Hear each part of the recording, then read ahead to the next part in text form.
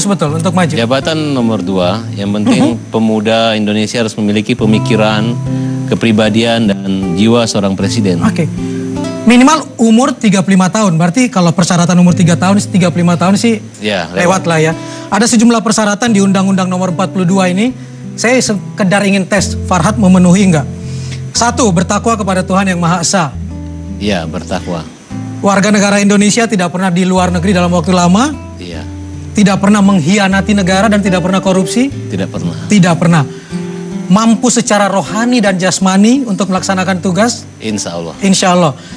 Telah melaporkan kekayaan kepada instansi yang berwenang. Iya, sudah dipersiapkan. Jumlah kekayaan Farhad Abbas sekarang berapa? Ya, sekitar di bawah 5 miliar. Di bawah 5 miliar. Iya. Yang dilaporkan. Yang dilaporkan. Yang tidak dilaporkan tidak ada. Tidak ada, oke. Tidak sedang dinyatakan pilot. Tidak. Tidak pernah. Punya nomor NPWP? Punya. Punya. Sejak tahun? Sejak tahun ya sejak jadi pengacara. Sejak jadi pengacara, sejak masih di Bandung? Di Bandung. Sejak masih di Bandung. Bicara tentang Bandung, kenapa memilih Bandung sebagai tempat sekolah lalu kuliah di Universitas Pasundan, Bandung? Dulu saya SMA tamat di Ternate loh. SMA-nya Ternate? Ternate. Yang Poso itu apa SMP? SMP dan SMA. SMP dan SMA, ya. SD di Parepare, kampungnya Pak Habibie. Habibie. Loncat ke Poso. Ke Poso, ke Mamuju dulu. Mamuju dulu, Sulawesi Barat. Iya, kemudian ke Sulawesi, ke Maluku Utara. Ke Ternate. Ya, waktu itu pengen sekolah ya, saya nggak lulus SNMPTN, saya ngambil kuliah, saya nyari tempat yang dingin aja. Nah, Bandung dingin dan murah. Waktu itu saingan dengan Jogja. Akhirnya 8 tahun lah. Tinggal di Bandung? Ya, 4 tahun jadi pengacara, 4 tahun kuliah. Saya kuliah. Awalnya saya kos tuh di Taman Sari. Di Taman Sari Bandung dekat ITB situ? Iya, di Jalan Taman Sari. Jalan Taman Sari. Oh, oke, yang dekat, yang di kantin itu bukan? Iya, kantin apa yang ya? Yang suka mesen mie goreng di situ? Banyak kantin di situ. Banyak kantin. Iya. Itu bareng dengan adik-adik ya, Aat, Mimi, Kiki. Iya. Sama adik saya Mimi ada, kemudian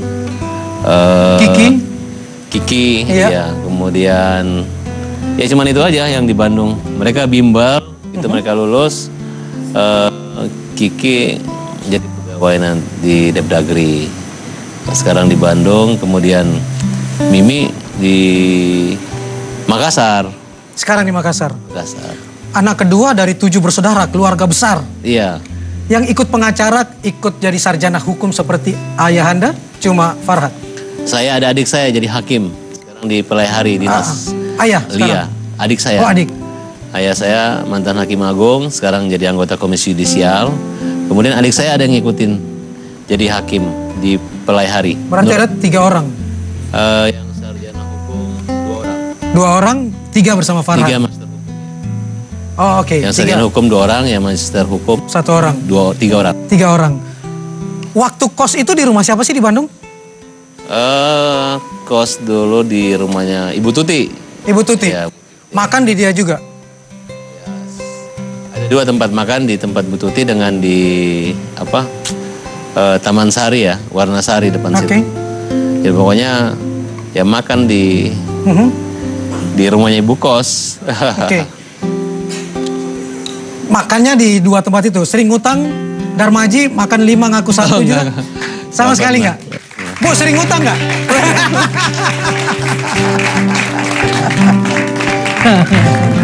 Apa kabar Ibu Tuti? Ini Ibu Tuti, Teh Tuti, tempat Farhad Abbas kos. Bu. Kaget loh saya nih. Ibu Tuti. Kenapa dipanggil Aat? Nggak tahu pas dipanggil Aat kan bilangnya ya. Saya panggil Aat juga. Panggil Aat juga. Iya. Ini datang jauh-jauh dari Bandung mau nagih utang-utang yang belum dibayar? Gak ada utang. Baik Aat. Utangnya Ya? Baik Aat. utang budi aja. Nggak punya kok. Oh, merasa berutang budi sama ibu? Iya karena saya kan apa? Kuliah di Bandung dulu ya, jadi biasa aja gitu. Ya, saya terharu dikit ya karena apa? Ingat Taman Sari ya, ingat ibu neneknya Bu Tuti dulu, kakeknya gitu. Kemudian mereka kenal dengan ibu saya, ayah saya. Jadi Sampai sekarang pun saya masih sering ke sana mampir. Terutama kalau makan sambalnya gitu kan enak dengan daging kecap cabai kecap gitu, saya senang. Bu Tuti, kenapa seorang Farhat kos justru ditaruh di dalam rumah, bukan di tempat-tempat kos yang lain seperti yang lain? Jadi awalnya gini, Farhat tuh udah kos di kebun bibit ya. Terus sering makan kan pagi-pagi gitu. Terus sama saya dilihat, ya Allah kok ini polos banget gitu. Saya kan kadang suka takutnya manfaatin temen-temennya gitu ya. Terus sosial banget, laktir gitu kan. Yang dibawa temennya banyak gitu kan. Saya bilang, aduh kasihan, polos gitu kan. Terus yang terharunya lagi, sambil makan gitu, saya dengerin lagu Melayu. Terus bilang, Aat, lagu apa itu? Aku ingat Bunda, Bu, katanya gitu kan. Terus, aduh saya bilang, ini masih ogo gitu, lugu banget gitu ya. Masih bilang, saya tempat kosan ada beberapa. Terus pas saya bilang, udah ini, teh ada nggak tempat kosan? Gitu. Ada tapi di dalam rumah gitu kan. Terus saya bilang ke keluarga, ya ada anak Unpas, baik kayaknya boleh nggak di rumah gitu. Akhirnya diterima di rumah. Diterima di rumah. Dan sekarang masih sering bolak-balik ke sana, ke rumah. Semua ibu-ibu di situ disapa oleh Farhat Abbas. Jadi gini, kalau Aat ke rumah, umpamanya gini ke Bandung lah. Udah kalau ke Bandung tuh walaupun di hotel, pasti nelfon saya. Teh aku di Bandung, gitu kan. Ya sama siapa, sama Teh Nia gitu kan. Sehat, tapi aku lagi sibuk, nggak mampir ya Teh. Nggak apa-apa At, tapi yang penting sehat. Itu sering banget. Terus kalau memang sempet walaupun 10 menit mampir di bawah Teh Nianya. Terus kalau rumah saya kebetulan gini Mas, rumah saya di bawah, tempat kantinnya di atas. Terus kalau umpamanya mau ketemu bunda saya ke bawah kan itu masuk gang. Bukannya orang yang menyapa. At yang menyapa Bu. Kalau mungkin kalau orang-orang sana malu ya, udah jadi seleb, udah jadi ya orang besar gitu ya. Justru At enggak. Dan sosialnya tetap bagi-baginya. Bukan dalam rangka pilkada kan ya? Oh dari dulu sebelum jadi caleg juga iya. sudah begitu. Terus kalau Lebaran dia bikin bingkisan bagi-bagi di sini juga. Nah itu. Soal moto hidup Farhat yang masih dipegang? Yang ama saya dicontoh ya. Pernah At bilang gini, nah aku masih kecil nih, teteh gitu. Kadang ibu kadang teteh kan. Teh, kalau ke anak tuh berikan kasih sayang, berikan cinta kasih supaya anak ini jadi penyayang. Jangan teteh bentak-bentak, nanti dia jadi pendendam. Saya coba, subhanallah, anak saya pun nggak jauh etikanya, apanya seperti Ahat. Makanya saya pegang terus itu dan saya turunkan ke anak. Mama sekarang, kalau bundanya gini Mas, kalau umpamanya ke Ahat bilang gini, nah mau kemana? Kuliah ya udah hati-hati gitu. Saya nggak jauh, saya ngikutin gitu kan. Untuk ke anak saya, subhanallah, memang moto Ahat itu masih menempel di saya. Baik. Iya gitu loh Mas. Terima kasih Teh Tuti sudah hadir di sini untuk anak kosnya Farhat Abbas. Kita akan bicara lebih banyak lagi. Jangan lupa tweet untuk Farhat Abbas di Mata Hati Kompas @matahatikompas akan mendapatkan buku bokis terbaru dari saya. Jadi jangan kemana-mana, tetap di Mata Hati.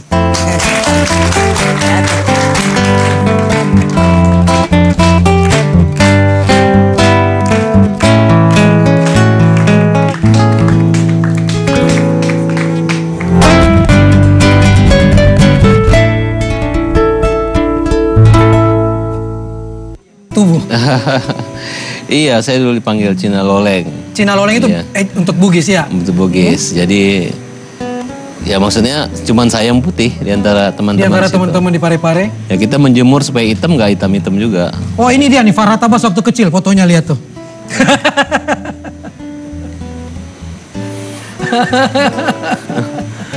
Ini waktu di Parepare? Di Tembilahan ini. Di Tembilahan, Indragiri Riau. Ini masih lebih kecil lagi. Dapat aja foto saya nih.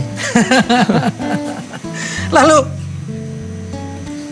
dari sisi Farhat melihat urusan keberagaman kita, suku, agama, ras kita yang sedemikian beragam, di mata Farhat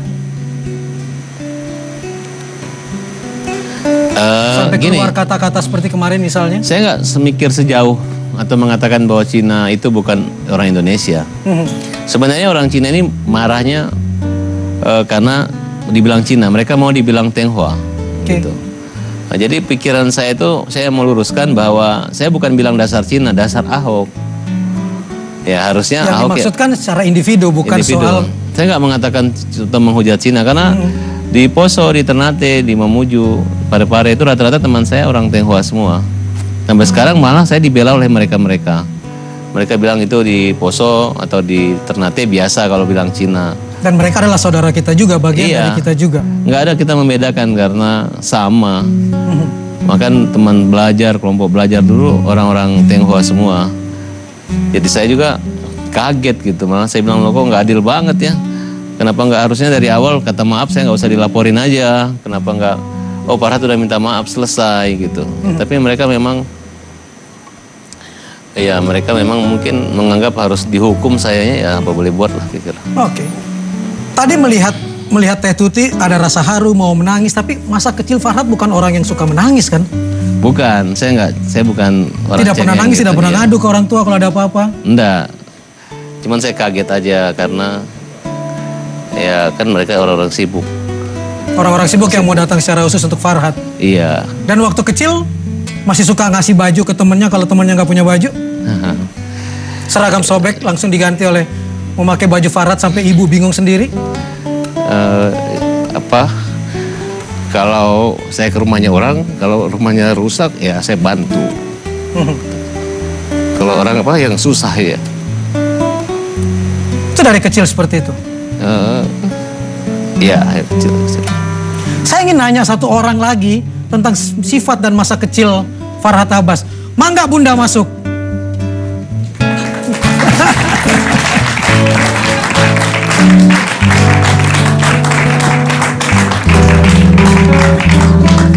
Syarifah Masnun, Ibunda Farhat Abbas. Apa kabar Bunda? Alhamdulillah.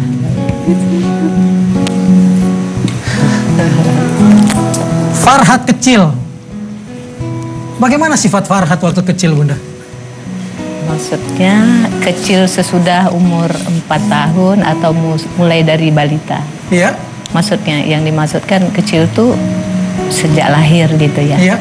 Waktu masa kecilnya sejak lahir, dia anak yang pendiam, sabar, kemudian tidak banyak menyusahkan orang tua, tidak membuat kita, ada sebagian anak-anak kecil membuat orang tuanya tidak bisa tidur, apalagi kalau sakit.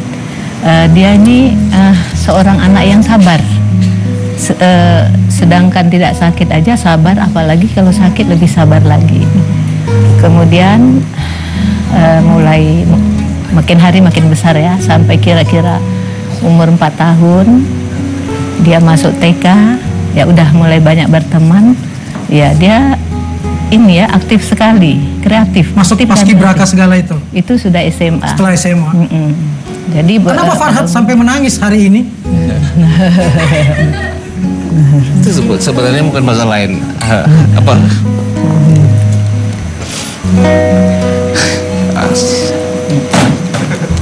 Lucu aja karena Pak.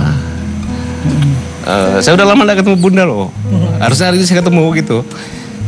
Tiba-tiba sibuk banget gitu. Saya bilang ini Kompas TV bikin saya gak ketemu Budi. Akhirnya ya kaget ada Bunda gitu. Jadi maaf pun gak ketemu 2 minggu. Sudah gak ketemu 2 minggu? Sebulan mungkin saya ketemu. Iya, karena saya keluar kota. Keluar kota. Sibuk juga Ibu? Enggak juga. Menemani Bapak ya? Jadi saya kaget aja gitu. Karena maksud saya tadi saya sempat saya mau pagi mau ke Bunda gitu. Tapi ada urusan dan saya pikir siang sore saya mau ke Bunda dulu. Saya juga heran kenapa Farhat hari ini harus menangis. Padahal sejak kecilnya itu ketika dia mulai tahu umur 4 tahun ya. Jadi itu baru mengingat kalau apa yang boleh, apa yang nggak boleh. Jadi bagi saya anak laki-laki saya itu tidak boleh menangis. Kalau yang menangis itu perempuan. Jadi tidak boleh nangis. Bahkan kenapa Anda boleh nangis Bun? Ya kalau sakit boleh. Tapi ketika dia sakit menangis ada lucunya karena dibilang yang menangis itu adalah perempuan bukan laki-laki. Berarti kalau nangis jadi perempuan dong Bu? Iya, maaf ngomong Terus berarti jadi perempuan burung hilang. Enggak, sih bilang. Jadi akhirnya kalau dia menangis dia pegang burungnya karena takut hilang gitu. Jadi enggak boleh menangis. Yang menangis itu perempuan. Tapi kenapa ibu menjauhkan pisau dari seorang Farah Tabas waktu kecil? Oh iya. Jadi kira-kira umur 4 tahun ada om yang meninggal, kami panggil Pak Wo. Pak Wo itu kan orang Melayu. Terus waktu dikebumikan dibawa, bapak bawa dia gitu kan. Terus dia melihat ketika Pak Wo itu dikebumikan. Terus pulang dia termenung gitu kan. Kenapa nak termenung? Sedih. Enggak. Terus begitu 2 hari itu, di mana Tuhan, kan? Terus saya bilang, Tuhan ada di hati gitu kan. Jadi mungkin di hatinya ada di sini. Terus jadi kalau kita mau ketemu Tuhan, kita ambil pisau bisa ketemu katanya kan. Jadi akhirnya saya takut karena mana tahu adiknya dia belah, karena saya jawab Tuhan tuh ada di hati gitu kan. Dikhawatirkan karena itu lalu saya harus ngamankan. Diamankan oleh Bunda. Iya, terus pokoknya sampai dulu kan ada obat nyamuk yang pakai seng, itu pun saya amankan semua yang nama tajam. Saya khawatir kalau dia terus hari mau lihat Tuhan, mau ketemu Tuhan tuh ada apa? Mau kasih tahu Tuhan tuh jahat. Kenapa nak? Masa Pak Wo tidurnya boboknya di tanah? Katanya kan dia kan belum mengerti gitu kan. Oh gitu, kan bisa tidur di rumah Art ini katanya kan. Enggak, baru saya sadar. Suami saya bilang kenapa aja nggak bilang Tuhan tuh di atas. Oh iya, terus ditanya di mana Tuhan Bu? Nah, mau ketemu, mau bilang Pak Wo tuh tidur di sini aja gitu kan. Oh Tuhan di atas nah. Oh gitu, terus bisa jadi burung enggak? Kalau terbang bisa tuh, baru dia sadar bahwa enggak bakal bisa gitu kan. Dan juga kita enggak bisa naik ke atas karena ini anak kritik sekali Semua dipertanyakan. Semua dipertanyakan gitu. Farah Tabas, apa yang ingin disampaikan kepada Bunda hari ini? Ya, saya senang aja bisa ketemu ibu saya di sini. Dan biasanya tiap minggu ke sana tapi. Ya bahkan kadang kalau ada waktu. Baru kali ini yang lama. Ya. Karena sibuk. Baik. Dan ibu setuju Bapak Farhad maju jadi capres nih? Jadi kalau ibu saya tuh gini, dia tuh nggak senang kalau anaknya terlalu berhayal gitu. Nggak suka. Jadi tidak suka kalau anaknya terlalu berhayal. Bapak ibu saya tuh kalau kita tuh ya diam-diam aja, jangan usah ngomong. Diam tapi pasti. Diam tapi pasti ya ibu ya. Dan kita akan bicarakan nanti loh lebih banyak lagi. Makasih Bunda sudah hadir di sini. Kita akan lihat apa lagi yang akan terjadi berikut ini, tapi kita dapatkan satu gambaran. Pengacara juga manusia, Farhad juga manusia, dia juga bisa menangis. Jangan kemana-mana, tetap di Mata Hati.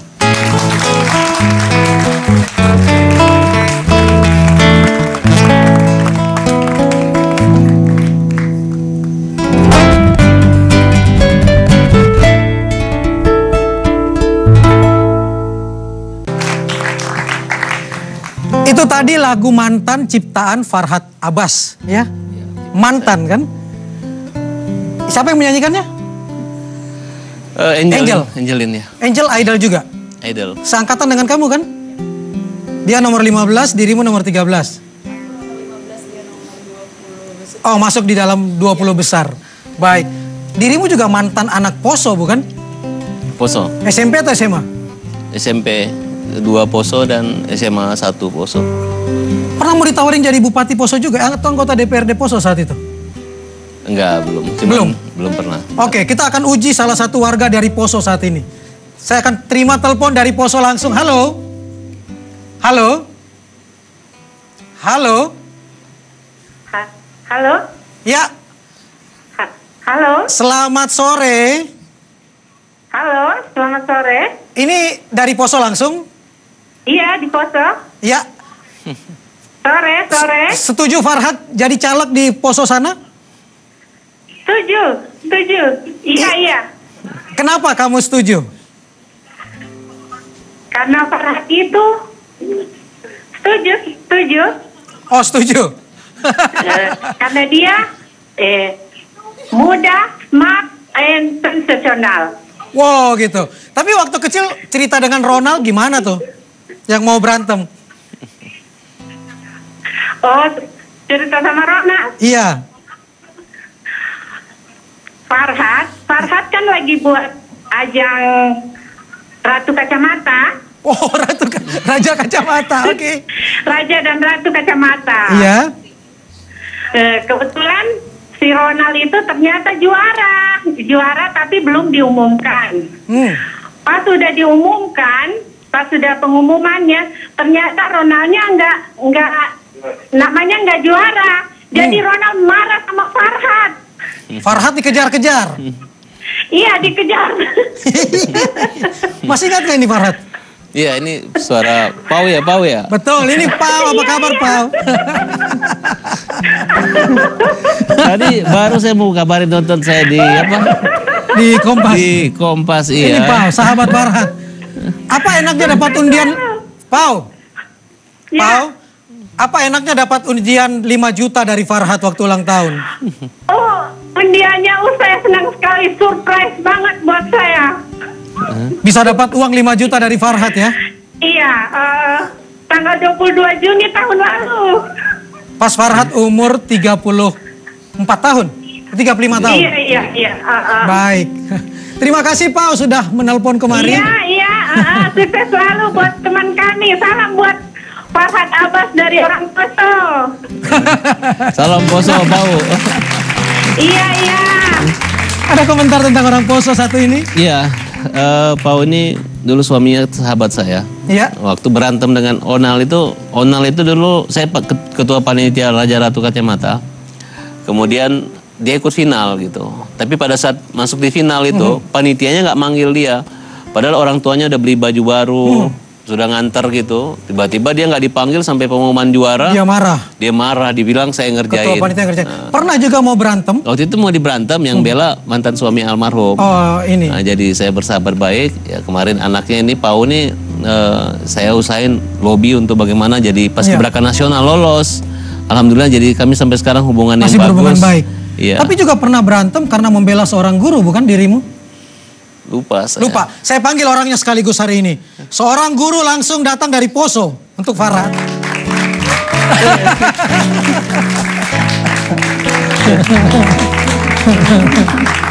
Bos. Apa kabar Ibu Ros? Alhamdulillah baik. Ibu Ros ini guru SMP atau SMA Farhat? SMA. SMA. Jangan shock begitu dong. Jangan shock begini. Gimana ceritanya waktu SMA seorang Farhat? Farhat. Farhat itu agak bandel ya Pak ya. Suka berantem. Jadi pernah ada kejadian, mungkin beliau lupa. Iya. Ketika saya mengajar, saya guru bahasa Indonesianya di kelas 2. Sementara mengajar, tiba-tiba ada yang berisik di luar. Rupanya ada temannya yang mau mengganggu proses belajar mengajar. Si Farhat keluar, kemudian terjadilah perkelahian dengan John ya. John. Dia tidak mau kelasnya berisik. Iya. Dan membela ibu yang sedang mengajar. Apalagi yang bisa diingat dari seorang Farhat kecil ketika SMA? Iya, jadi Farhat orangnya sosial. Jiwa sosialnya itu dari SMP malah ya. Saya memang bukan guru SMP, tetapi saya tahu persis si Farhat ya. Kemudian sebenarnya orangnya pintar. Cuma karena suka membolos, ya akhirnya ya mungkin peringkatnya agak di bawah karena Tapi suka sebenarnya membolos. pintar. Sebenarnya pintar. Oke. Iya. Melihat Farhat sekarang jadi selebriti seperti ini, bangga. teman-teman alumni di sana, Iya. Bangga Poso? sekali. Jelas. Malah saya sering bercerita bahwa ini mantan murid saya ini. Mereka yang di Poso itu enggak percaya, bukan ya, di tempat yang nggak tahu kalau Farhat adalah mantan SMA 1, siswa SMA 1 itu nggak percaya. Masa masa siswanya di Jakarta, sana orang sukses ya. Tapi ya saya yakinkan bahwa memang iya. Cuman kan beliau tidak tamat di SMA 1 karena pindah ke Maluku itu ya? Ternate. Iya, Ke Ternate. Apa yang ingin disampaikan ke Ibu Ros yang datang jauh-jauh dari Poso untuk Farhat? Ya saya kaget aja bisa datang ketemu dengan guru saya. Dulu emang saya tuh SMA bandel gitu. Jadi bandel, jadi suka berantem gitu. Bahkan anak-anak ini kejadian kenapa saya berantem waktu itu, anak-anak ya yang Tionghoa itu kan suka dipinjamin motor sama orang-orang gitu. Anak kelas 3, saya kelas 2. Jadi saya bilang, sini kunci motornya ke saya. Jadi kalau ada yang minjam motor harus melalui saya. Jadi kalau misalnya mereka disuruh itu beli cuci film, disuruh foto, mereka malak itu, saya bilang mana, bonnya mana. Jadi mereka marah buat ribut pada acara saya lagi diajar sama Ibu Os. Ibu Os. Itu yang ditantang berkelahi. Nah, karena saya lihat ini sudah tidak nyaman, ya saya nggak mau tegur lagi, langsung saya pukulin gitu sampai nangis waktu itu John. Tapi sekarang kami udah baikan lagi. Udah baikan. Yang ingin disampaikan ke Ibu Ros? Ya, saya senang gitu ya, karena dulu tinggal di Poso itu bikin kita hubungan toleransi antara teman ya, karena kita kan beda agama banyak situ. Tapi belakangan saya lihat Poso itu ribut gitu. Kita waktu zaman saya di sana enggak kayak gitu. Tapi saya udah 4 kali ke sana, alhamdulillah teman-teman bisa bersatu lagi gitu. Jadi saya masih senang lihat Ibu panjang umur gitu, kita bisa mohon doanya Bu. Amin. Baik, makasih Ibu Ros sudah hadir di sini. Kita akan bicara lebih banyak lagi, tetap di Mata Hati.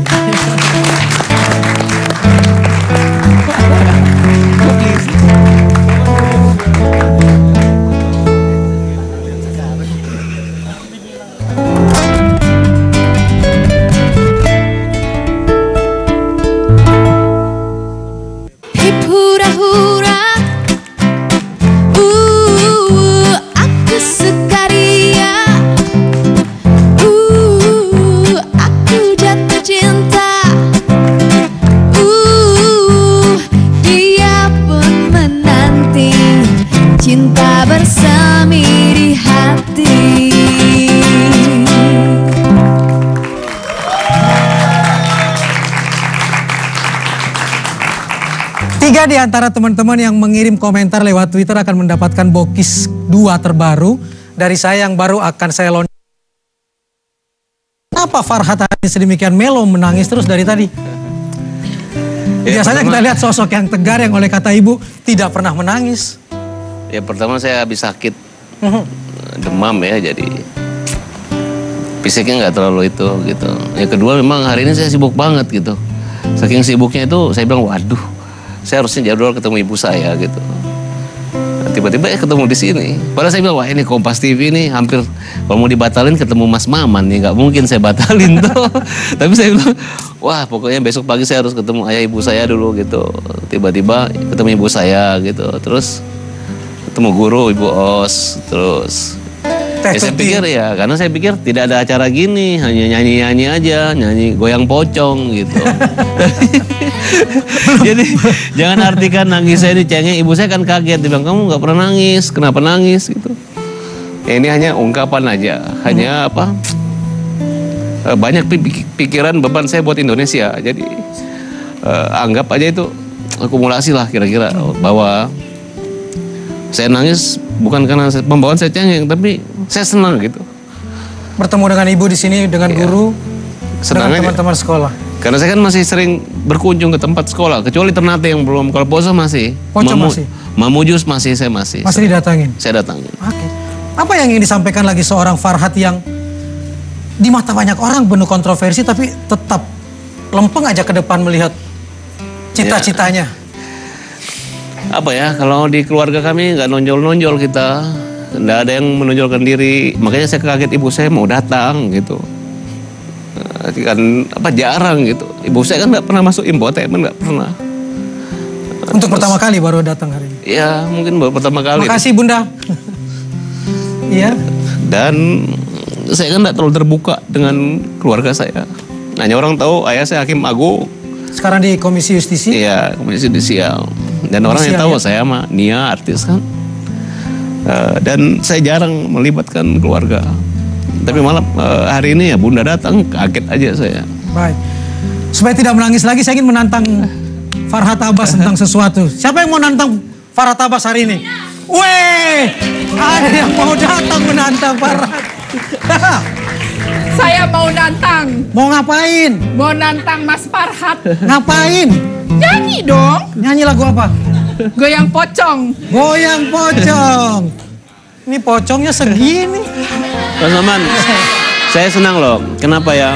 Memang banyak yang kesana ngejek goyang pocong gitu. Tapi banyak masyarakat pengen pemimpin ke depan harus sumpah pocong untuk tidak korupsi. Jadi mudah-mudahan ini ada nilai positifnya. Indonesia itu harus jujur, Indonesia harus bebas dari korupsi. Indonesia harus jujur, Indonesia harus bebas dari korupsi, Indonesia harus bebas dari narkoba juga kan? Narkoba. Baik. Mau ditantang gimana? Mau nyanyi pakai kotak karaoke. Oke. Kita mulai. Siap, Mas? Siap. Baik, sebelum itu saya akan menutup. Anda sudah melihat Farhat dari sisi lain, silakan Anda berpersepsi, beropini tentang sosok satu ini dan kita lihat dia bergoyang pocong. Selamat sore. Teman-teman. Siapa yang bawa nih kotak karaoke-nya? Aku dong. Oh, Haski. Teman-teman yang mana? Silakan masuk.